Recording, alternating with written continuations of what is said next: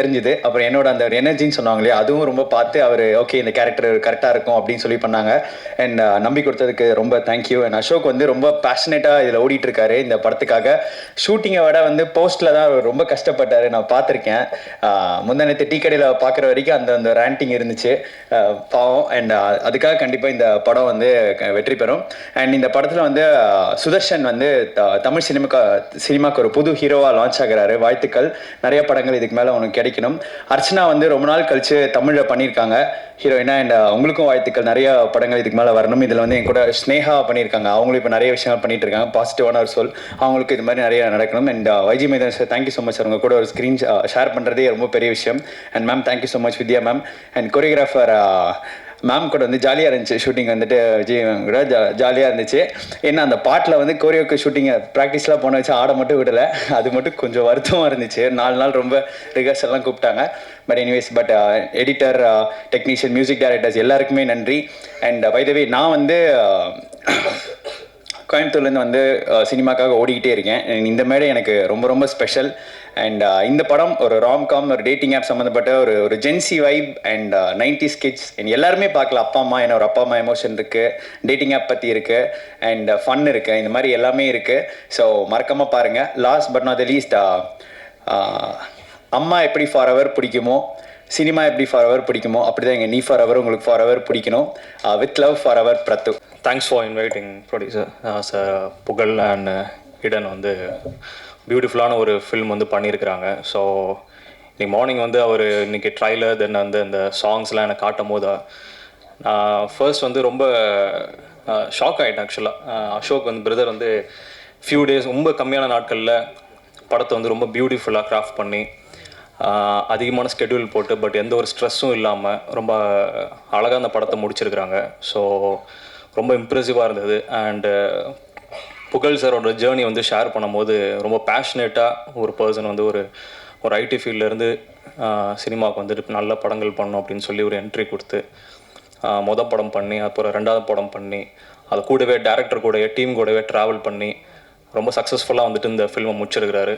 So அந்த படத்தை இப்போ சாங்ஸ் எல்லாம் பார்த்தோம்.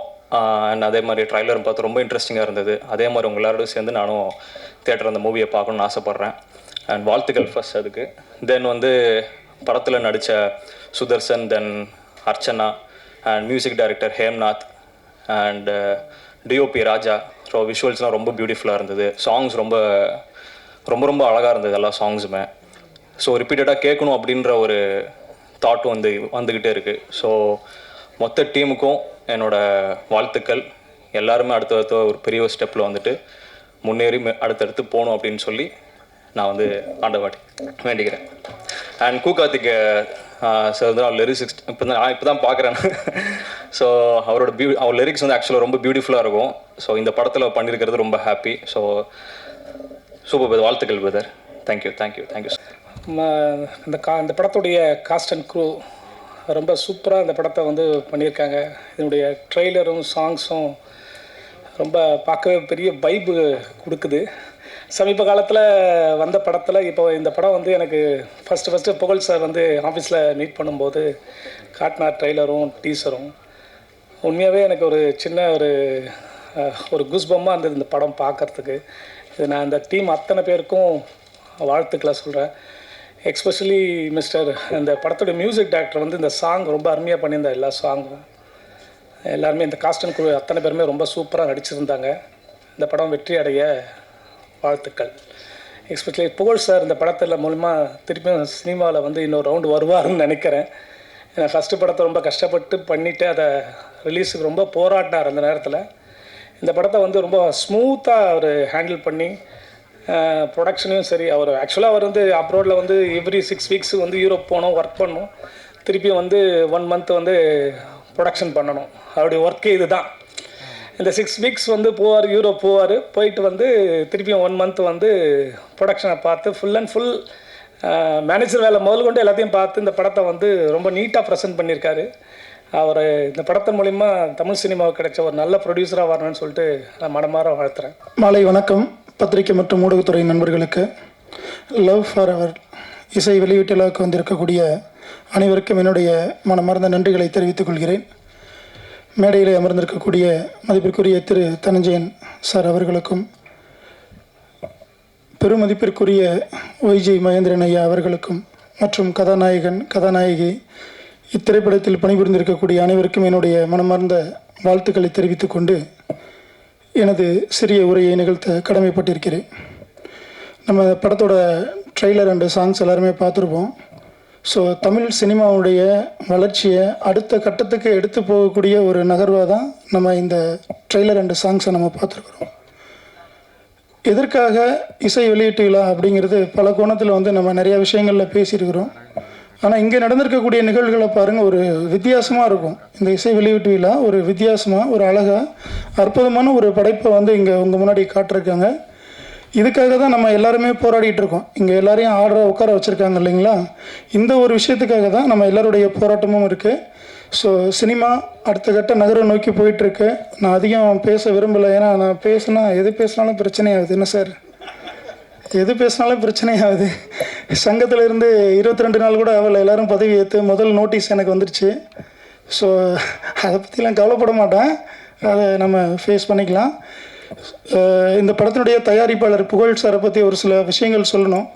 ரொம்ப ஒரு யதார்த்தமான ஒரு மனிதர். எவ்வளோ அடித்தாலும் தாங்க வேண்டாம்னு சொல்லுவாங்கள்ல, அந்த மாதிரி தான் அவர் தருணம் புகழ்னு சொல்லுவாங்க.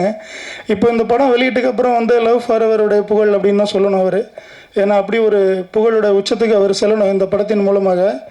இந்த படத்தில் இன்னொரு ப்ரொடியூசர் ஈடன், அவங்களும் அப்படி தான்.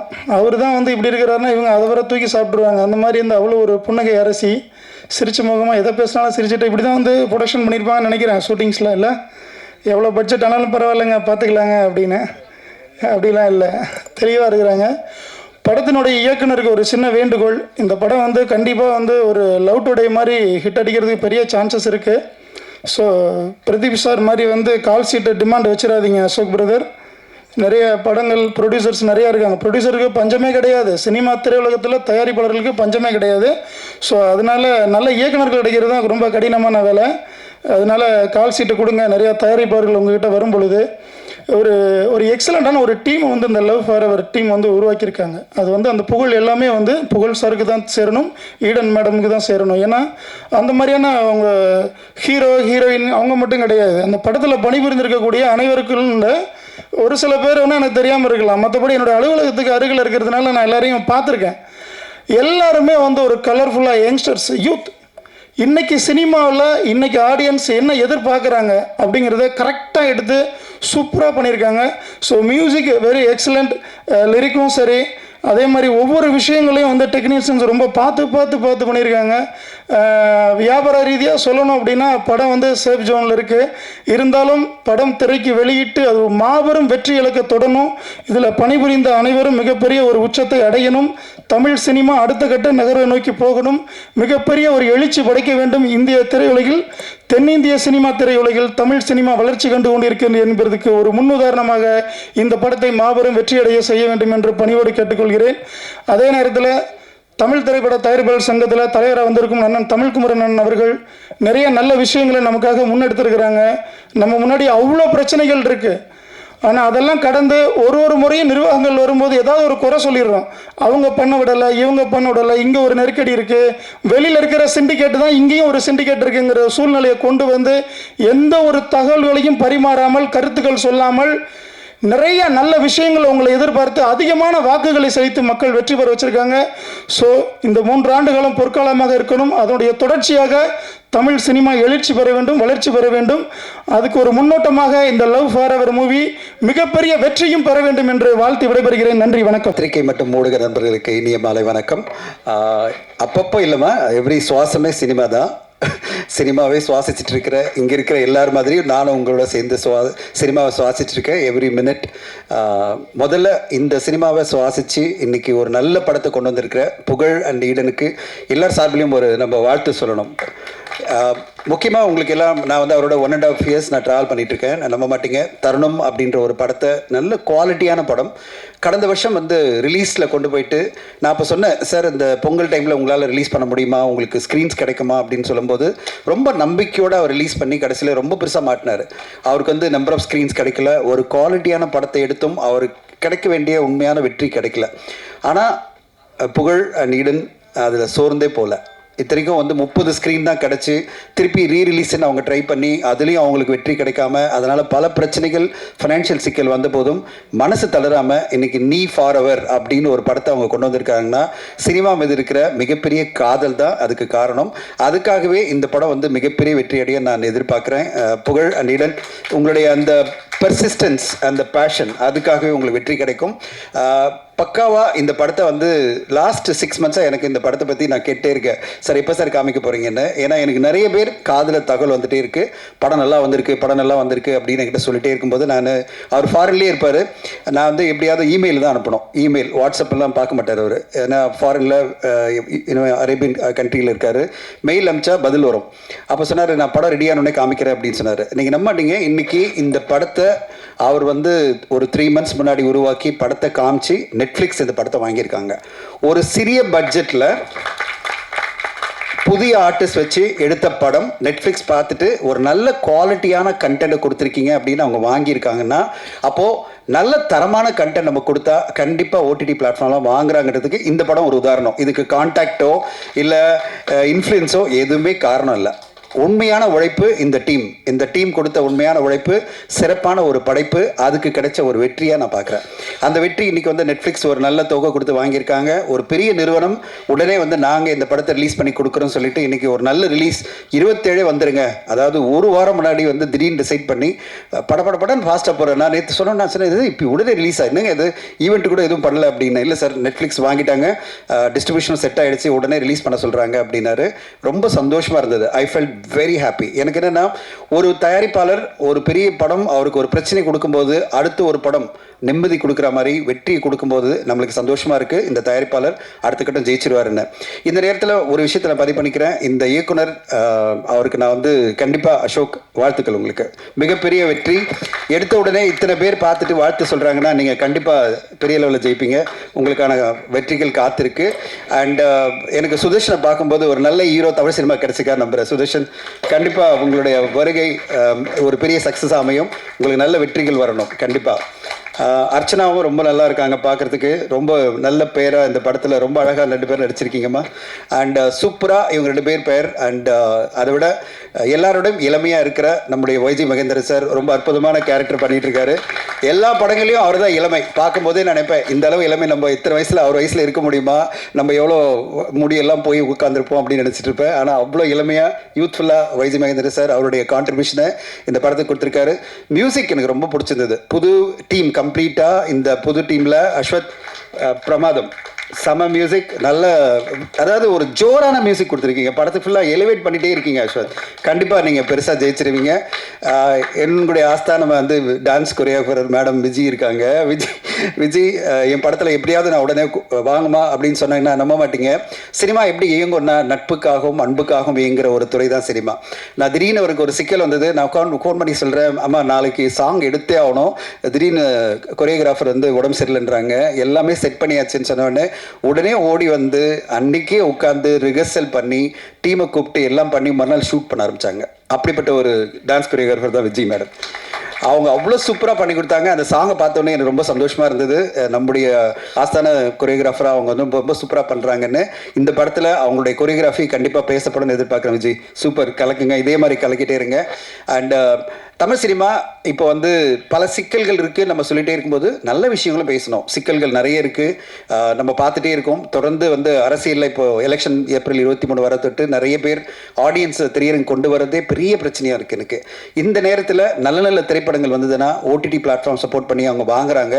அட் த சேம் டைம் நம்ம வந்து எல்லோருமே படத்துக்கு தியேட்டருக்கு ஆடியன்ஸை கொண்டு வரதுக்கு எல்லாமே ஊடக நண்பர்கள், பத்திரிகை நண்பர்கள்லாம் சப்போர்ட் பண்ணணும்.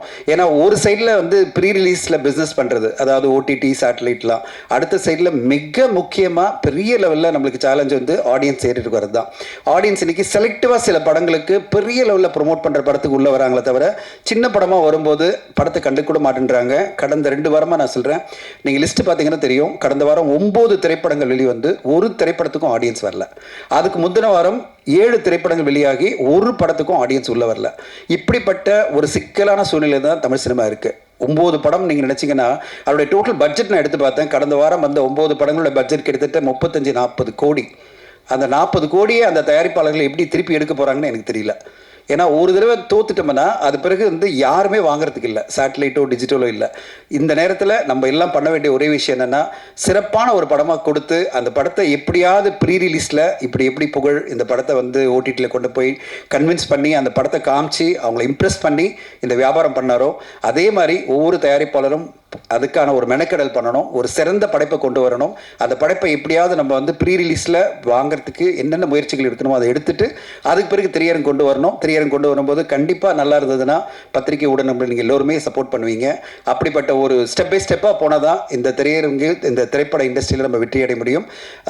ராஜா சொன்னார் 22 நாள்லேயே எனக்கு நோட்டீஸ் வந்தது அப்படின்னு சொல்லிட்டு, அவர் வந்து ஈசி மெம்பராக செலக்ட் ஆன பிறகு நோட்டீஸ் வந்துடுச்சுன்னு சொல்கிறாரு. காரணம் என்னென்னா, நம்ம வந்து பிரச்சனைகளை மட்டும் சொல்லக்கூடாது, சங்கங்கள் மாற்றத்தை கொண்டு வர முடியாது. சங்கங்கள் மாற்றத்துக்கு ஒரு கேட்டலிஸ்டாக இருக்க முடியும். மாற்றம் எல்லாருமே சேர்ந்து வந்தால் தான் மாற்றம் பண்ண முடியும். எல்லா தயாரிப்பாளர்களும் ஒருங்கிணைனும், திரையரங்கு உரிமையாளர்கள், டிஸ்ட்ரிபியூட்டர்ஸ் எல்லாரும் சேர்ந்து வந்தால் தான் நம்ம மாற்றத்தை கொண்டு வர முடியும். ராஜா, நம்ம மட்டுமே சங்கம் மட்டுமே எல்லாம் பண்ணிட முடியாது. அதனால் சங்கத்தை குறை சொல்லாமல் சங்கத்து மூலமாக நம்ம என்ன மாற்றங்களுக்கு ஒரு கேட்டலிஸ்டாக இருந்து நிறைய விஷயங்கள் பண்ண முடியும்னு பார்க்கணும். அப்படிப்பட்ட பாசிட்டிவான விஷயங்கள் நம்ம பேசணும்னா கண்டிப்பாக சங்கம் நம்முடைய கருத்துக்களும் ஏற்றுக்கும். நம்மளுக்கெல்லாம் சங்கம் தான் முக்கியம். நம்ம சங்கம் வந்து சக்ஸஸ்ஃபுல்லாக இருந்தால் தான் நம்ம அடுத்தடுத்த கட்டம் வந்து பயணிக்கும் போது சங்கம் நம்மளுக்கு உறுதுணையாக இருக்கும். நம்முடைய பிரச்சனைகள் வரும்போது சங்கம் நம்மளை காப்பாற்றும். அதனால் சங்கத்துக்கு நம்ம எப்போவுமே கூட இருந்து சங்கத்தை வந்து அடுத்த கட்டம் கொண்டு போகிறதுக்கு உழைக்கணும்னு உங்களை கேட்டுக்கிறேன். நாங்களும் வந்து ஆக்டிவ் ப்ரொடியூசர் அசோசியேஷன் பண்ணிகிட்டு இருக்கோம். அட் த சேம் டைம் நாங்கள் வந்து ப்ரொடியூசர் கவுன்சிலோடு தான் பயணிச்சுட்டு இருக்கோம் எல்லா விஷயத்துலையும். ஏன்னா எங்களை பொறுத்தவரையும் அது தாய் சங்கம்னா அது வந்து தமிழ் ஃபிலிம் ப்ரொடியூசர் கவுன்சில் தான். அவங்க சொல்கிறத நாங்கள் கண்டிப்பாக கேட்டுப்போம். அப்படிப்பட்ட ஒரு அதாவது இணக்கமாக நடந்தால் தான் இண்டஸ்ட்ரி நல்லாயிருக்கும். இந்த நேரத்தில் எல்லா பத்திரிகை ஊடக நம்பருக்கும் ஒரு கோரிக்கை என்னென்னா, இது மாதிரி ஒரு சிறிய பட்ஜெட்டில் புதுமுகங்கள் அறிமுகமாகிற ஒரு படம் வரும்போது இன்னும் நீங்கள் பெரிய லெவலில் தூக்கணும். ஏன்னா அவங்களுக்கு சப்போர்ட்டாக பெரிய ஆர்டிஸ்ட்டோ இல்லை பெரிய டெக்னீஷியனோ இந்த படத்தை ப்ரொமோட் பண்ண மாட்டாங்க. அந்த இடத்துல நீங்கள் இருந்து இந்த படத்தை அடுத்த கட்டம் கொண்டு போகணும்னு உங்களை கேட்டுக்கிறேன். ஏன்னா எல்லா படத்துக்குமே ஒரு பெரிய சப்போர்ட் கிடைக்காது. பெரிய ஆர்டிஸ்ட், பெரிய டைரக்டர்லாம் வந்து ப்ரொமோட் பண்ண மாட்டாங்க. சில படங்களுக்கு மட்டும்தான் அந்த மாதிரி ஒரு ஆப்பர்ச்சுனிட்டி கிடைக்கும். அது வந்து எடுக்கிற ப்ரொடியூசராக இருக்கலாம், இல்லை நடிகளாக இருக்கலாம். ஆனால் எல்லா படத்துக்கும் அது கிடைக்காது. ஆனால் நீங்கள் அந்த பொறுப்பை எடுத்துக்கிட்டு இந்த படத்துக்கு பெரிய லெவலில் சப்போர்ட் பண்ணணும்னு நான் எதிர்பார்க்குறேன்.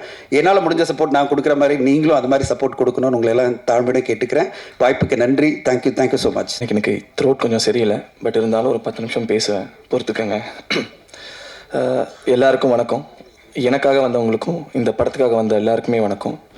So I always believe in one thing, life will always give you a chance. அது எப்படின்லாம் தெரியாது. If you are honest and committed towards the work that you do, அது கண்டிப்பாக ஒரு சான்ஸ் கொடுக்கும். அப்படி ரொம்ப வருஷமாக காத்துட்டு இருந்த எனக்கு கொடுத்த ஒரு வாய்ப்பு தான் இந்த நீ ஃபார் எவர். கஷ்டப்பட்டதை பற்றிலாம் நான் சொல்ல விரும்பல, ஏன்னா இங்கே எல்லாருமே கஷ்டப்பட்டு தான் இருக்கும். சினிமானாலே கஷ்டம் தான். இங்கே ஒரே கேட்டகரி ஸ்ட்ரகிள் கேட்டகரி. ஸோ நான் ஒன்றும் இங்கே ஸ்பெஷல்லாம் கிடையாது. Just a guy who don't give up. நீ for ever started around 2024 Feb. ஒரு நாள் சென்னையில் மூளை முடுக்கலாம் தெரிஞ்சு வாய்ப்பே கிடைக்காம ஹைதராபாத் போய் அங்கே தெரிய ஆரம்பித்தேன். அப்போது ஒரு கால் வந்தது. ஹாய் மச்சான், எப்படி இருக்க? நல்லா இருக்கியா? நான் நல்லா இருக்கேன் மச்சான், நீ எப்படி இருக்க? அப்படின்னும்போது அவர் சொல்கிறாரு, இங்கே ஒரு சூப்பர் ப்ரொடியூசரா, முதல் படம் பண்ணியிருக்காரு தருணம்ட்டு, 2வது படம் பண்ணுறாரு, நியூ ஃபேஸ் பார்க்குறாங்க, லவ் ஸ்டோரி அப்படின்னோடனே எனக்கு செம்ம சந்தோஷம். ஓகே, எனக்காக தான் அப்படின்னு சொல்லிட்டு ஒரு ஆடிஷனுக்கு போய்கிட்டு இருக்கேன். அப்போது அவன் சொல்கிறான், சொல்லு மச்சான் அப்படின்னும்போது, அதான் உன் கூட வெப் சீரிஸில் ஒரு பையன் பண்ணால, அவனோட நம்பர் இருந்தால் ஷேர் பண்ணுறா அப்படின்ட்டு.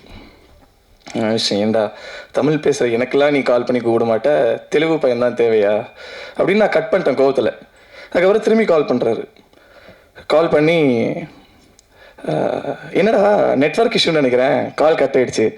லூசு பையல, நெட்வொர்க் இஷ்யூலாம் கிடையாதுடா, நான் தான்டா கட் பண்ணேன் காலை அப்படின்ட்டு.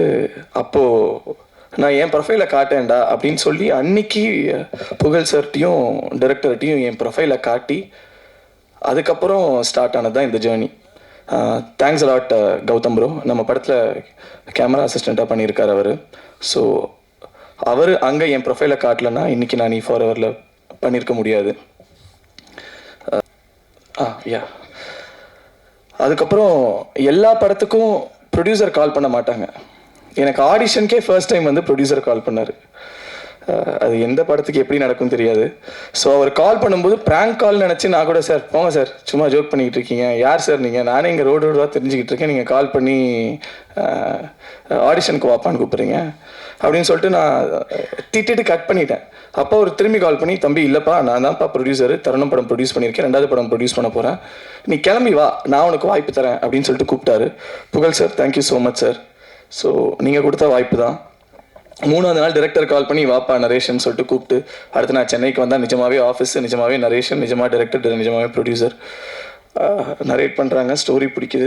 ஸ்டோரி பிடிச்சதுக்கப்புறம் ப்ரோ என்ன ப்ரோ ஆடிஷன் எப்படி ப்ரோ, என்ன சீன் ப்ரோ ஆடிஷன் பண்ணுறோம் அப்படின்னு சொல்லும்போது, இல்லை ப்ரோ நீங்கள் அந்த வெப் சீரிஸில் லுங்கி தூக்கிட்டு கட்டிட்டு ஓடுவீங்களே பேக் ஷாட்டில், அது பார்த்தோம் ப்ரோ, அது நல்லா இருந்தது, நம்ம அந்த மாதிரி தான் ப்ரோ இருக்க போகுது அப்படின்னோடனே, சூப்பர் ப்ரோ அப்போது லுங்கி கட்டுற மாதிரி இருக்கா இல்லைன்னா பேக் ஷாட்டில் ஓடுற மாதிரி ஃபன் பண்ணுற மாதிரிலாம் இருக்குமா ப்ரோ அப்படின்னா, இல்லை ப்ரோ ஃபன்னெல்லாம் இருக்காது ப்ரோ அப்படின்னாரு. அப்போ நான் என்ன தான் ப்ரோ பண்ணுவேன்னா, உங்களை வச்சு எல்லோரும் ஃபன் பண்ணுவாங்க ப்ரோ, அதுதான் ப்ரோ கேரக்டர் அப்படின்னு சொல்லிட்டு கூட்டிகிட்டு போயிட்டு நல்லா தேங்காய் எண்ணெய் ஊற்றி ஃபுல்லாக முழுக்குன்னு வரையுதோ அந்த லுக்கு காந்தி கண்ணாடி போட்டு உட்கார வச்சிட்டாரு. ஸோ ஆனால் சரியான சாடிஸ்ட் அவர். எப்படின்னா அந்த லுக்கில் ஹீரோயினியை பார்த்து அப்படின்னுவா, ஆனால் ஒவ்வொரு வாட்டியும் ப்ரோ சூப்பராக இருக்குது ப்ரோ, அழகாக இருக்கீங்க ப்ரோ, நல்லா இருக்கீங்க ப்ரோன்னு சொல்லுவார். சரி ஒரு நாள் அதே கெட்டப்பில் நான் வீட்டுக்கே போயிட்டேன். சரி எங்கள் அம்மா கிட்டேயாச்சும் காட்டலாம் என்ன சொல்கிறாங்கன்ட்டு, எங்கள் அம்மா பார்த்து சிரிச்சிட்டாங்க ப்ரோ. ஆனால் டெய்லி சிரிக்காமல் என்னைய பார்த்து அந்த லுக்கு நல்லா இருக்குன்னு சொன்ன ஒரே ஆள் நீங்கள் தான் bro. Thanks a lot bro. Thanks for Ajay and for the movie. ஸ்டார்டிங்லலாம் காஃபி வேணும் இல்லை பிஸ்கெட் வேணும்னு கேட்கும்போது ப்ரொடியூசர் வந்து ஸ்டார்பக்ஸ் கூப்பிட்டு போகிறீங்களே, ஸ்டார்பக்ஸ் கூட்டிகிட்டு போயிட்டு அங்கே சாக்லேட் சிப் குக்கி அதுக்கப்புறம் காஃபிலாம் வாங்கி கொடுத்துட்டு இருந்தார். அதுக்கப்புறம் அது ஸ்லோவாக குறைஞ்சி அப்படியே மெட்ராஸ் காஃபி ஹவுஸ் வந்துச்சு, பட்டர் பிஸ்கெட் ஆச்சு. அதுக்கப்புறம் நான் டைரக்டர் ப்ரொடியூசர் 3 பேரும் லேட் நைட்டில் ரோட் சைடு அண்ணா கடையில் டீ காஃபி குடிக்க ஆரம்பித்தோம். கையில் காசே கிடையாது எங்கள் 3 பேர்ட்டையும், ஒரு பாயிண்ட்டுக்கு மேலே எக்ஸாஸ்டட். ஆனால் இந்த படத்து மேலே நாங்கள் எடுத்துகிட்டு சுற்றாத இடமே கிடையாது, நாங்கள் போகாத ஓடிடி பிளாட்ஃபார்ம் கிடையாது, மியூசிக் லேபிள் கிடையாது, சேட்டலைட் கிடையாது, எல்லா இடத்துலையும் தூக்கிட்டு சுற்றணும். ஏன்னா படத்து மேலே எங்களுக்கு நம்பிக்கை குறைஞ்சதே கிடையாது. சார் சீக்கிரமே திரும்பி ஸ்டார்பக்ஸ் போவோம் சார் கண்டிப்பாக. ஸோ